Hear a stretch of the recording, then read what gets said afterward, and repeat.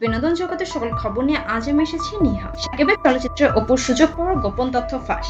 প্রায় ২০ বছর আগের ঘটনা। নাচের অনুষ্ঠান করতে বগুড়া থেকে মাঝের মধ্যেই মায়ের সঙ্গে ঢাকায় আসতেন অপু বিশ্বাস।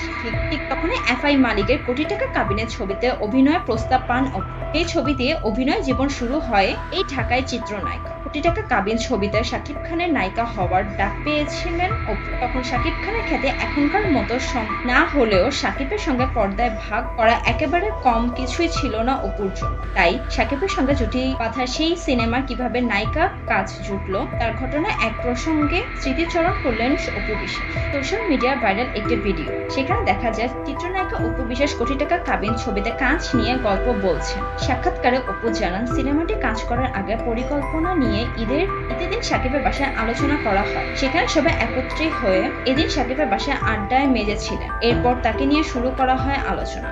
জিজ্ঞাসা করা হলে কে এই মেয়েটা, তার সম্পর্কে খোঁজ নেওয়া হোক। নায়িকা আরো জানান, প্রস্তাবে এই আলাপটি ফোন কলে আসে এবং সেই কলটি গ্রহণ করেছিলেন অপুর পরিবারের একজন। তারপরেই কি অপুর বাসায় এরকম অস্বাভাবিক স্তব্ধতা বিরাজ করতে থাকে। অপুর ভাষ্য, ওরা বলেছিলেন, আরেক মেয়েটা তো সুন্দর দেখতে, কোথায় থাকে, খোঁজ বের কর, বগুড়ায় থাকে, সে কি করে, এই করে তা জানতে চায়। এবার ঈদের পরের দিন ফোন চলে আসে। সেই কলে বলা হয়, আমরা একটা কোটি টাকার কাবিন নামে ছবি কাজ করছি, আপনার মেয়েকে ভালো লেগেছে, সে যদি ফুল ফ্রেমের নায়িকা হতে চায় তাহলে কাজটি করাবো। ও আরো বলেন, এই শুনে আমার বাড়িতে যেন হরতাল ধর্মঘট যা কিছু আছে তা চলতে থাকে।